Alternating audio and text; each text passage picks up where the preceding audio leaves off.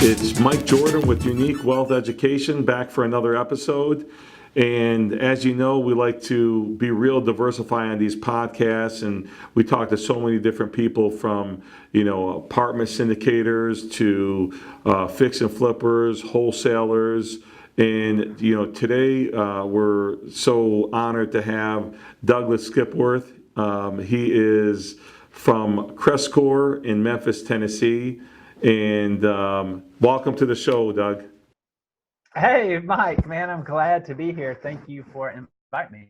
Oh, well, thank you for being on. I know you're a very busy man. You got a lot going on. Actually, I'm so impressed. You manage over 2,500 properties. I mean, wow. And I hate to jump right into it right away, but how do you manage 2,500 properties? Yes, very carefully, very difficult, but we manage 2,500. The key, as you know, is with people, the right the right people on the team, the right clients, the right residents in the homes. With otherwise, it'd be a disaster if you had the wrong people running your business, the wrong people for clients, and the wrong people in those homes. But we've got the right team, and the right team has built the right systems, and they're using the right tools. So obviously those things make the business more efficient, but once you get the right team, they can build those systems and utilize those tools. So Yeah, people that's, always. kind of the key. It is. It is. People always talk about policies, procedures, processes, systems, but that's imperative in any business. But without the people, you can't get nowhere. You could have the best policies, procedures, systems, but if you don't have the right people in the right seats, you're not going to maximize your business, and there's going to be growth is not going to be to where you want it to be. So, do you agree with that? I totally agree with that. You'll appreciate this because I know you got a couple kids of your own. I got 3 kids, and we can write down and give the instructions for my oldest daughter, who's in the 11th grade, to be the babysitter, and she can do it flawlessly. She does a great job. So we have the same systems. Look who her father is. Yeah, no, you have the same as her mother, but And mother. same systems and same little procedures, and put our 5th grade son in charge, and it'd be totally different just because he's not the right Sure. one to do that in that situation. But Sure, he's a wonderful person, and maybe his specialty is going to be different than your daughter. So, and that's why it's like, I think part of, your success, and your team's success is everyone knowing, what their is.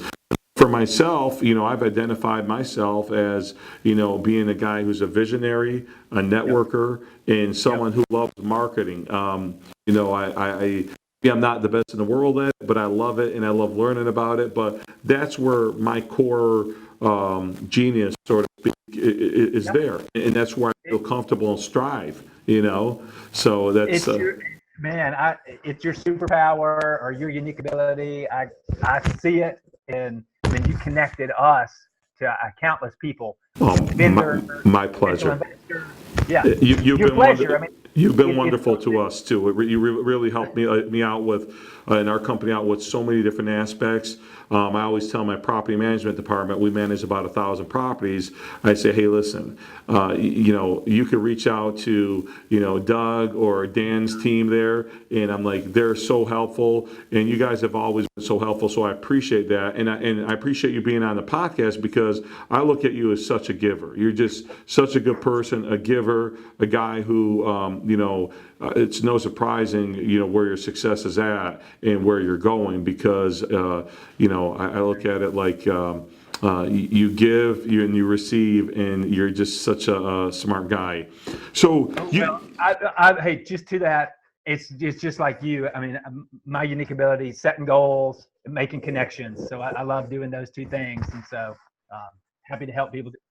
So I completely agree. It's kind of an easy thing.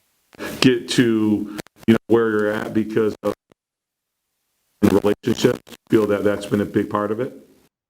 100%, just because there's the relationship with colleagues, relationship with clients, relationship with referrals, and just relationship and reputation within industry, masterminding, mentorship. I mean, as well as just making kind of connections and relationships through, I would call them podcasts or books or something where it might be not a physical one-on-one, even though it is maybe a mental kind of one-on-one. So anyway, yes, relationships, connection, hugely important, networking. Absolutely. So now I also know that you own hundreds of properties. I think it was like 600 properties last time we talked. How many properties do you own? Yeah, it's probably 800-ish now. Wow, wow, wow. So So 800 properties. Good for you. That's amazing. yeah, And managing 2,500 properties. So I look at it like you just have this machine there. And, I know you have a background in accounting. I think you're a CPA also. yep, yep. How, Both of them. how, how has that helped you in your success to get to the point where you're managing 2,500 properties, owning 800 properties? How has that background helped you, or has it not? No, yeah, I think probably two ways, maybe three. One is obviously just the being literate with numbers, understanding um, financial statements in general and the way cash works. But two, there's the business knowledge that kind of goes with that as you have to learn about business law, as you have to understand different industries and how revenue works, how expenses work, and you get a lot of exposure. But probably even more than that, and the third thing I'd say is just the discipline of having, especially like a CPA, like getting a master's in accounting, working for a big four firm, passing the CPA exam. The hard work you have to put in. I mean, there's a lot of blessings and goodness that have kind of come um, towards me that I feel grateful for. However, you got to put in hard work. You got to learn to overcome obstacles and make sacrifices or choose to make investments that pay off or that reward in the future. So a lot of that mindset and skills that you develop by doing something like that, to me, is way more important than the technical knowledge you get of how to do debits and credits or how to do T accounts or balance a checkbook or whatever the accounting teaches you. It's more of the life skills and the life lessons you get. So, and that's what you Absolutely. turn around and take into, the entrepreneurial and business world. So. Yeah, well, I could see how that helps out tremendously. You get a apartment complex that's 100 units, 200 units. You look at the financial statements. You can see where the holes are, where there can be, capital improvements, where you're leaving some money on the table. Then you have from your accounting background, from your CPA background.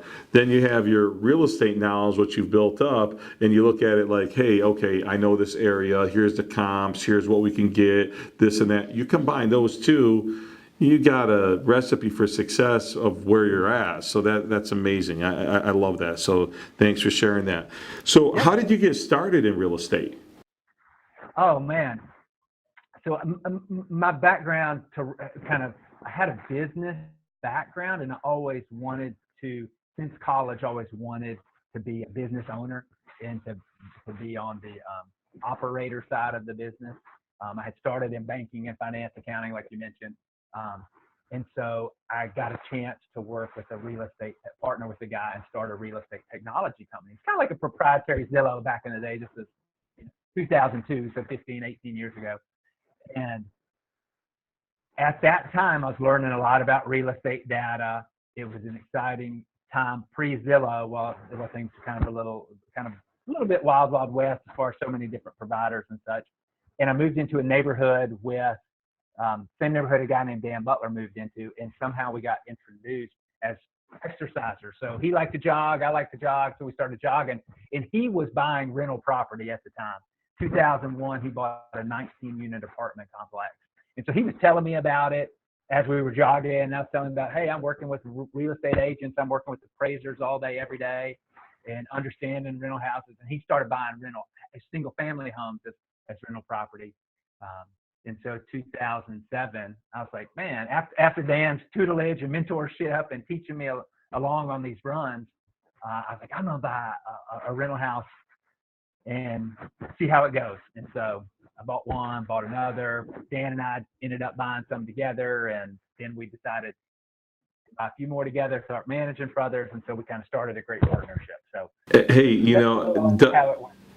wow, that's amazing because you got me motivated to start running. I'm gonna run. I'm gonna start running today, and hopefully I bump into.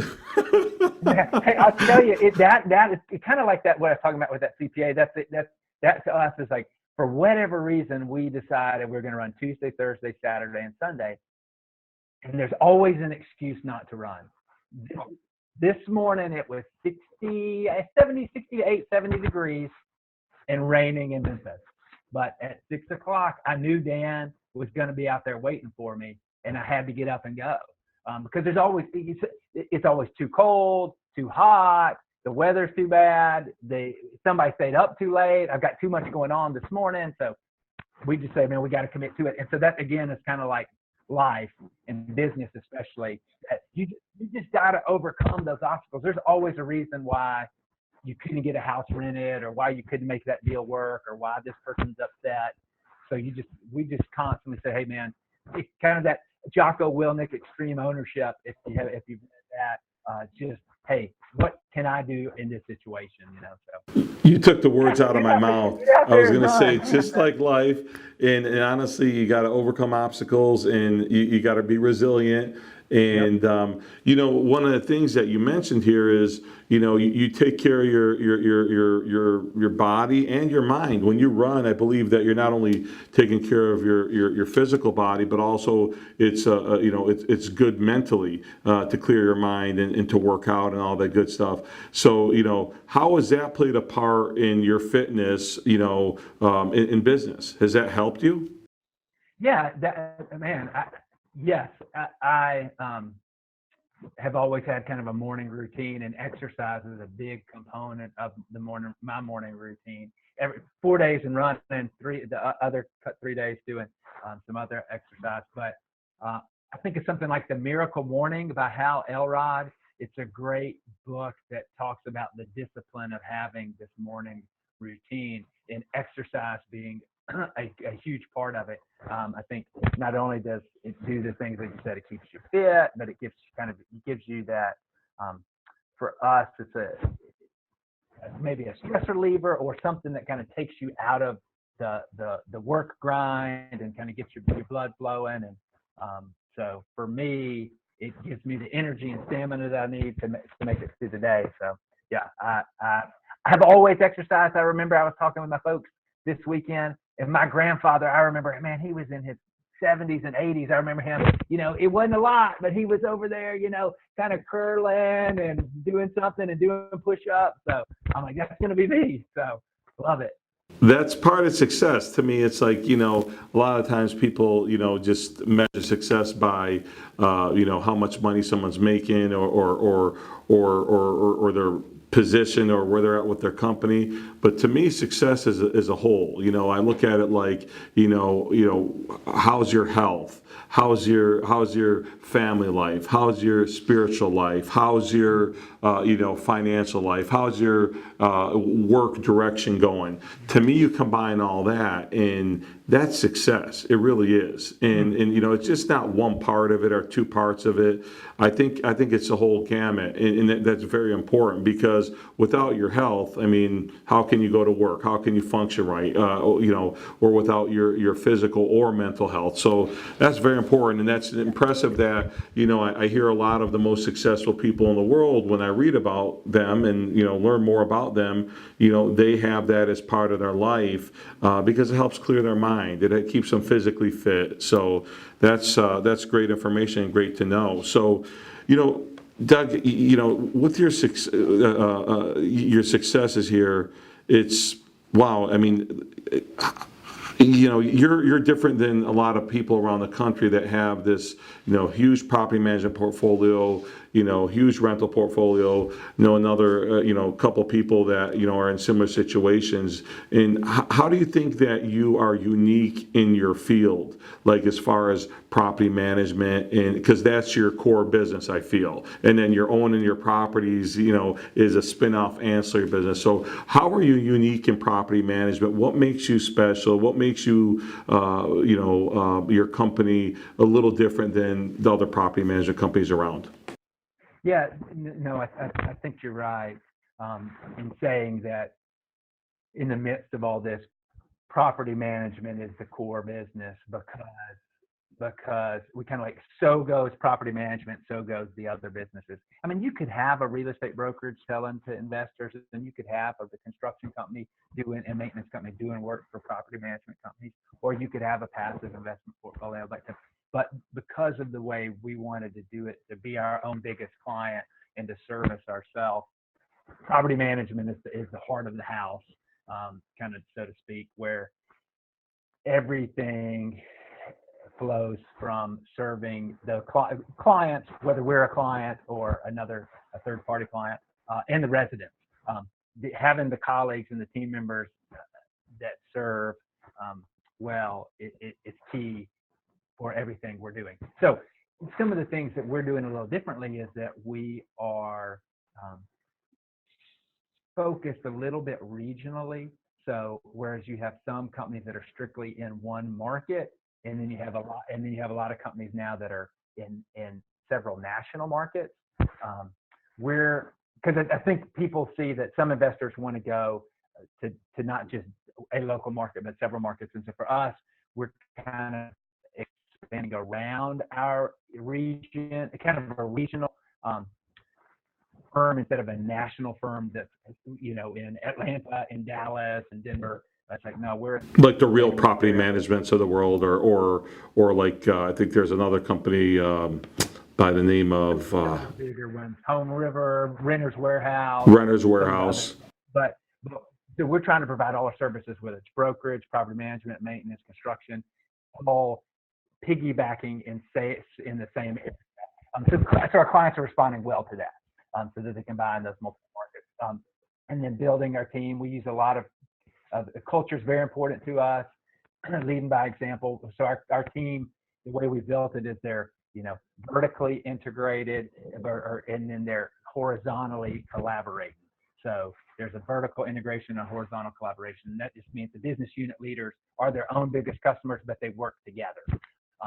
So that their business is kind of that iron sharpening iron, and they're moving everything forward together. So.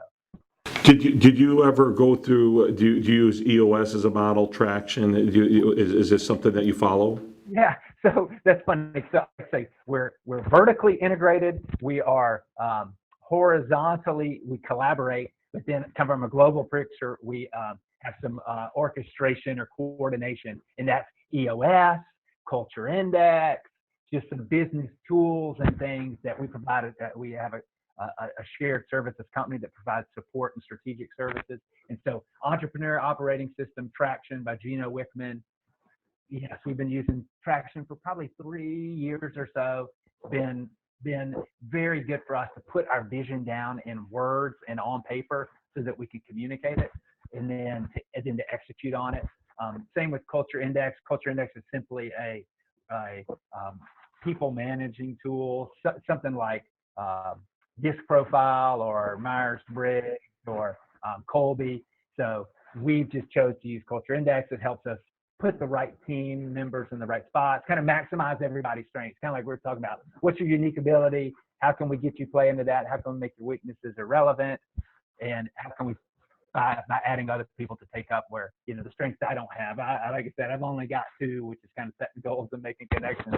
Everything else I either am not good at or don't enjoy. So, well, I think that, using the Culture Index, like you just mentioned there, which is really, like a profile test, like a DISC and all these other ones, very accurate. And I think that, for people listening to this podcast, and looking to hire people, it really helps on the front end to really screen that person to make sure that you're setting them up for success. Right. there's a statement that says that if you take a fish out of water and ask it to climb up a pole, it'll think it's stupid for the rest of its life. Well, I look at it like in business, if you put a person in the wrong position, they may not succeed, and that's not good for the company. It's not good for that person. So I feel that those are very crucial elements of the hiring process, is to have those personality tests taken, in particular culture index, which is amazing, and it probably helps your turnover be less, which then helps be more integrated into your company and be more familiar with the clients, and it's just a trickle effect. And I think that could be used for anyone, whether it's a individual that's working for you at the office, or a virtual assistant that you have working for you overseas. Yeah, exactly. So I mean, it's all about self-awareness and helping people. I love what you just said about setting people up for success. I mean, our whole thing is, we say, our mission is like, we're a collection of entrepreneurial minded companies on a mission to help people succeed. I mean, that's what we like to do. We like to help people succeed, and we're passionate about that, committed to it, whether it's employees and team members and colleagues, whether it's investor clients, whether it's residents in the homes, or others we come in contact with, friends in the industry. Man, we just want, it's kind of that rising tide that lifts all boats. I mean, we definitely believe that. So. I love it, because I look at it like, there's gratification not only on seeing people succeed as employees, on seeing tenants succeed, through maybe becoming a homeowner one day because they built up their credit, and then also your business succeed to continue doing the good that it's doing, and then also financially succeed. So, those are all, to me, it's a, conglomerate of all those things that make, success. And that's really great. Let me ask you, in your property management, what is the, I ask it this way: what is the biggest success that you've had, and then the biggest challenge that you've had? The biggest success, I know it sounds like the same story, second verse, but the biggest success is putting the right team members in place. So, because the flip side of that coin, with the biggest challenge is not having the right team members. I've experienced that, and it hurts immensely. Yeah, so we've had processes, we've had procedures. My partner Dan and I started this business together, and we started because we were real estate investors, and we were buying houses, marketing houses, renting houses, signing leases, collecting rent, fixing up houses, doing maintenance, you name it. We might not have been swinging hammers. We might have been doing some of that with third parties, but we were the point person for the clients. We were the point person for the residents. And so we've seen and done it. We've been in the houses. We've done it all. So as we set up procedures and had other people do them, if it wasn't the right person, it really hurt our service level. And the clients didn't have a good experience. The residents didn't have a good experience. And then those people who weren't the right people, they didn't have a fun day. I mean, they were miserable at work. They were getting frustrated by the tenants and the clients and by their supervisors. And that has been the biggest challenge. We've had other little challenges along the way with, hiring the wrong tenant, hiring the wrong clients, and putting them in the wrong residents. And that just the things of the disasters that happen with problem tenants or problem this, that, or the other. The stories can go on and on, but the real success came when we started doing culture index and really defining what success looks like for that role, both as far as who that person is and the skills they bring, as well as what the outcomes look like, so that somebody could have a scorecard of such that they could say, okay, I had a good day, or I had a good week, or I had a good month. And that allowed the success to build upon itself, again, by hiring those right people. And I think I mentioned the story. If we hired one guy through this process, not only did he come in and help us kind of transform the property management side of the business. And one of the things he did was help use some virtual assistants to provide some back end processing work for us. And he integrated them well and made them part of the team and made them excited. And as you mentioned, we're sharing all of our successes and wins with our friends and telling them about it and learning from one another.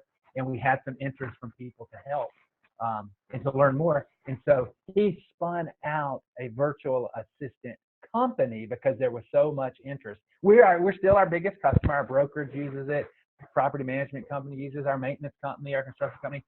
But we've got other clients who, in addition to our own businesses, who are benefiting from his experience. And again, so for us, the success of hiring the right person, setting him up for success, and letting him run with it, such that we now have another super successful business that's providing a ton of value to us, to our businesses, and then to other clients because of the right person in the right seat. It just blows my mind away. Like, man, I'm 45. Like, if I had known this at 25, where would I we always be say now? you don't know what you don't know until you know what you know. So, the thing is Man, yes, I love that. Yes, that's I love amazing. And, I look at it like, as far as, you know, you have these businesses set up and you have people that you're allowing to flourish and grow and run and create other opportunities, not only for the company, but for themselves.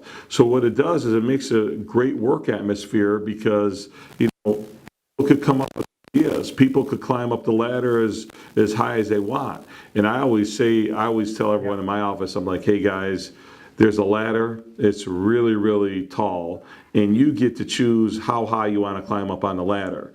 And it's up to you because I let people run. For me, our core values is the person an honest person? Are they straightforward, and are they a good person? Second of all, are they skilled in what we're looking for to hire them in a particular position? Third of all, do they get what we want them to do with their skills? Do they want to do what we want them to do with their skill set? And then do they fit in? And if they check all those boxes and then they take our personality tests, they answer our questions, which hiring is a very important part of business. And you look at response time. If someone's looking to get hired, they're not going to wait 4 or 5 days to respond to questions on an email. So those are particular indicators that we look for, because I go back to one of the things that I just love what you said, and it's I stamp it. I think this is a big takeaway, is having the right people. And whether someone's a one person operation, well, surround yourself with the right people to work with, whether it be a title company, whether it be the contractors. So having the right people really defines how fast you're going to get to success. And if you don't know that personally, if the person isn't doing that themselves, they're going to have themselves a lot of challenges and treading in mud. So I think the right people is the biggest thing that someone can do to build themselves up towards success, to surround themselves with people, the right contractors, and that's huge. So thank you for that, for mentioning that. Yeah, I mean, the only thing I was going to say I've never told you, Mike, is I was a point guard in high school. And so there was nothing I love more than helping somebody else score 30 points, man. If I had you on my team, I would just I would have loved playing with you. You'd light it up, man, because I love to make a personal contribution, but there's nothing more than ever watch other people. Well, that's a point guard's duty. That's a point guard's duty. And that's actually a CEO's duty too. And that's what you are. So I look at it like you are, you're a prototypical person to run a company. You have that mentality of the betterment of all the individuals, maximizing everyone that's involved in the process, whether it be the tenants, whether it be the owners, the people that work for you, yourself and your company, your partners. So with that mentality, to me, I find people to be very successful. So if you were to take a poll, I think that the most successful people would have so many of those attributes that you just mentioned there. And then if you took a poll of people that weren't as successful, you might find them to be more self-driven, or I guess not self-driven, self-focused. Yeah. They are more of not relationship builders. They are not going to build bridges. Those are all things that are deterrents from, building relationships and, running a great business or having a great name. So, that's very key. That's huge. I've always thought in property management that, the biggest key to success there is not only people, because this is something that I learned throughout time. The right people help things go smoother. But I also think that placing the right tenant in the property is huge. And Yep. that was my biggest thing that I tell people, that placing the right tenant in a property and then managing them properly, and is the two biggest keys to success. I look at the tenant, placing them first, and then managing them. So, what do you think the biggest keys are to success in property management? Yeah, I think you're right. From an investor's perspective, what's the most important thing, and we stress this and talk about it all the time internally with clients, is putting the right resident in there, and then doing all you can to provide such a world-class experience that they stay as long as they can until their needs change. Potentially they buy a house. Maybe they have a bigger family. Maybe they downsize their family. So maybe they move out of town. So maybe they have some life circumstances that their needs change. But if you're providing such a world-class service to them and their needs don't change, then they don't ever move out. And for us, as an investor or as a client of a property management company, that is what you want, because you want that recurring, and that's the beauty of real estate investing that everybody wants. I mean, there are a lot of ancillary benefits of providing a home for somebody and do good for the community, but from a cash flow, money coming in perspective, the best way to preserve that and to maximize that is to keep a tenant and not have vacancy and not have turnover, the turnover cost. So I'm 100% with you, and that is one thing we always emphasize is 100% occupancy, 100% collection, and 100% renewal. So if we can do all three of those with the Absolutely. So how do you find the right tenant? I mean, you market, like for us, for example, we use the MLS. We post it through our websites on Buildium or Appfolio. They have different ways to market your property. We actually have third-party placement agents, which are realtors, and we do all these things there, to find the right tenant. How do you find the right tenant?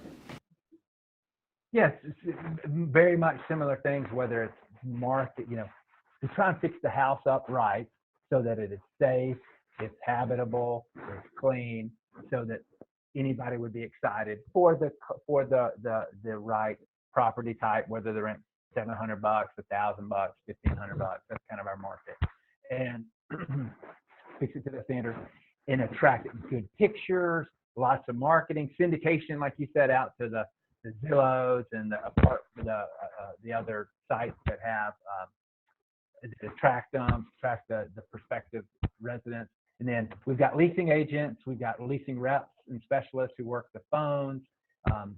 They are working to put the residents in the best house, qualifying the resident, understanding what they need, putting them in the right place. We've got a lot of technology and tools around that, make it convenient, a lot of self-showing technology and things. But again, it's how quick we try and price it right on the front end to market. We've got a marketing plan to work with owners where here's the price now, in 2 weeks we're going to do this, in a month we're going to do this.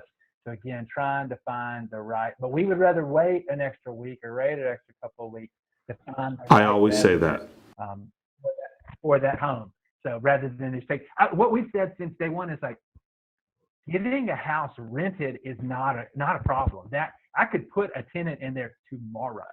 So if the collection, and in the qualification, that's what you want to spend your time on, and that's why it takes. So that's data, right? So that's data. That's going through and taking a look at, what is their history? How much money do they bring in? Verified income do they bring in? What is their credit score? Do they have any evictions? Is that some of the same things that you look for? Yeah. Oh yeah. Yes. The full background check, employment verification, Yep. landlord verification, history.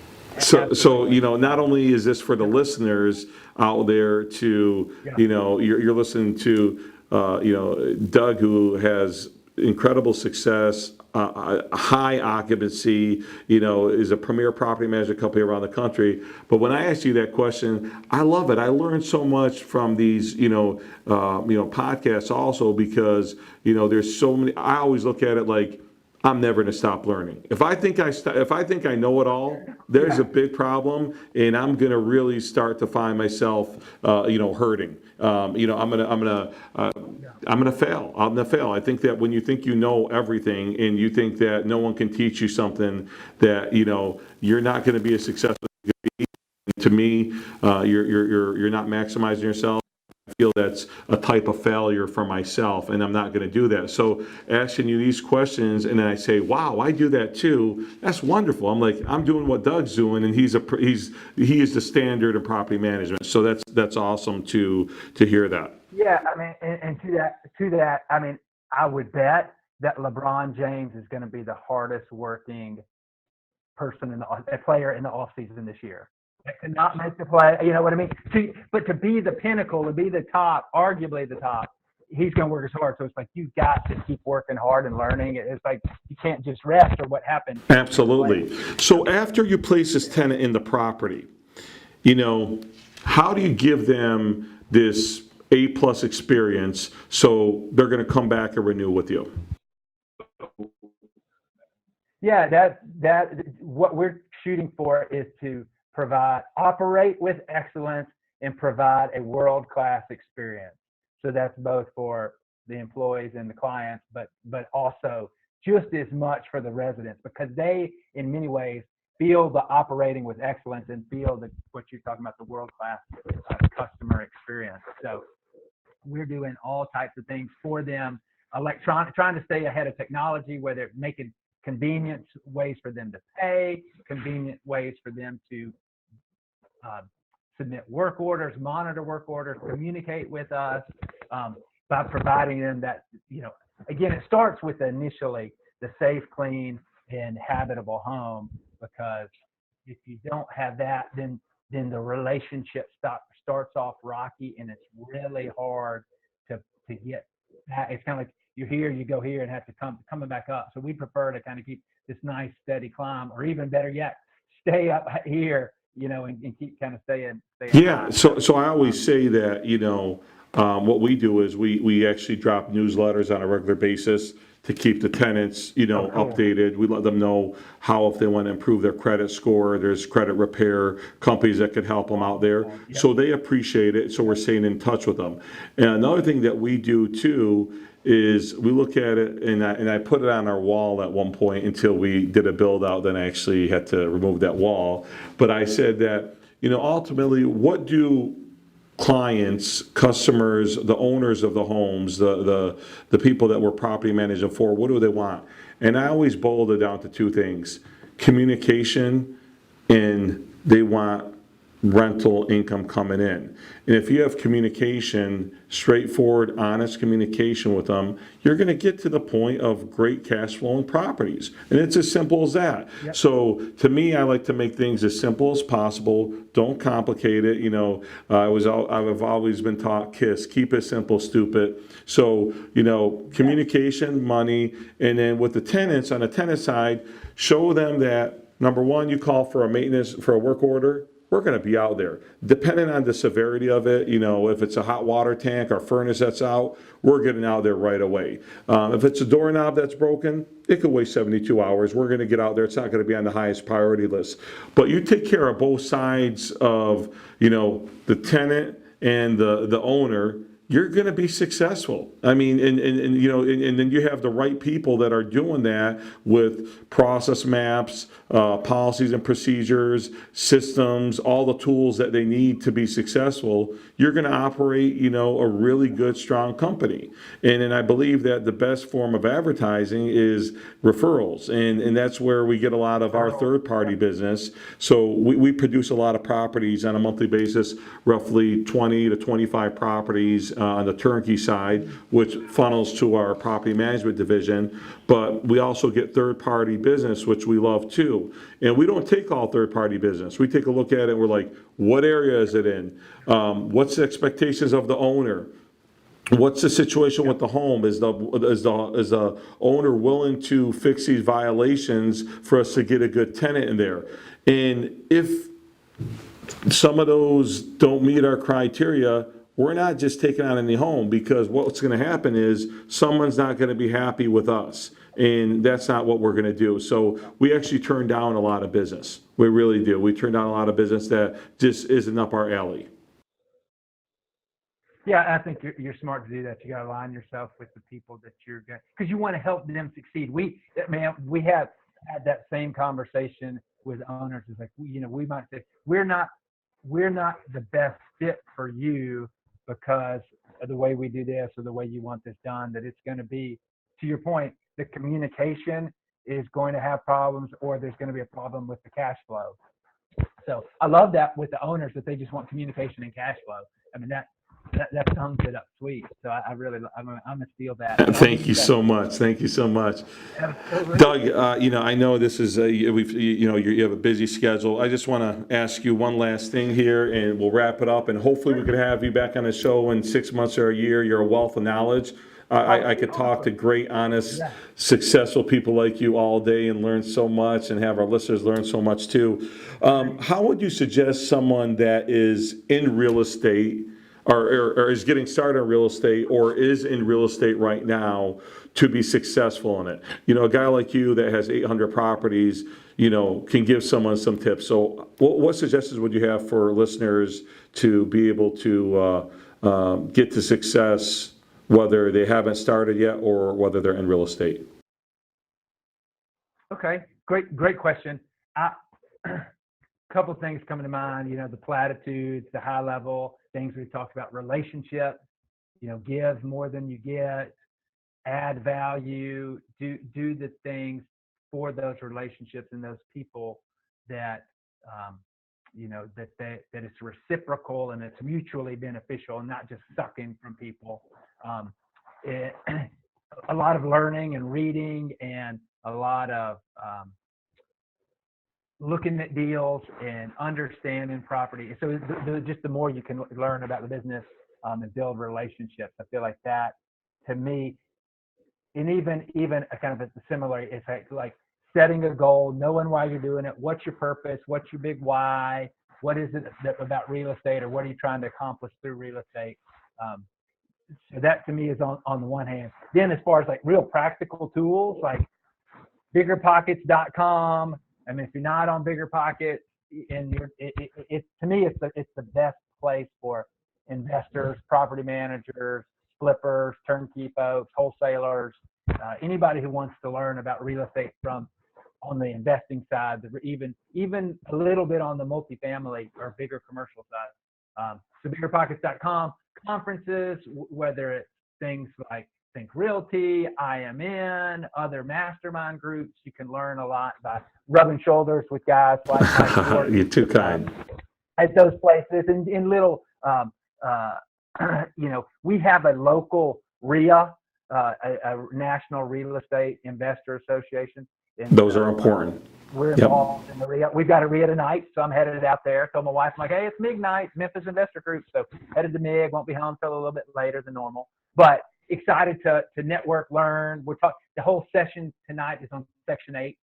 So people are deep diving Next on time, certain maybe things we could and people talk can about that as one of our topics. Like, what is your favorite tenant? Have you ever done any, housing for disabled? A lot of people, Yep, we do. want to learn about those things because they do, ADA compliant houses. That's American Disability Act, and those are things that, or veterans housing. So maybe next time we could talk about some of those particulars because people would love to learn more about it. And obviously, you manage all types of properties and have experience in that. So, well, I'll tell the listeners, guys, you can learn more. Doug's partner Dan Butler and one of their operations managers have a podcast, a YouTube channel, and a Facebook page called Crescore Real Estate Hour. Check them out. They got a lot of great content on there, a lot of great information. If you've liked what Doug was talking about, they're full of the same. It's full of the same information that he's been talking about. And Doug's amazing. I've gotten a lot from this podcast personally, and it's a blessing and it's an honor to have you on. And you might one of these mornings be thinking that you're meeting up with Dan, and I might be standing right next to Dan, running with you guys. And when I'm running, hey, what about this apartment building? And yeah, I love it. Man, I'd love it. That'd be awesome. Detroit is there you go. Yeah, I can't wait to have you up here. So it's been a real pleasure having you on, Doug. You're a gentleman, and such a successful person, and just a great all-around person. And I hope to talk to you soon, and I'll catch you in Florida in a couple weeks. Yeah. Oh yeah, man. Can't wait. I look forward to it. Mike. Thanks. Bye-bye.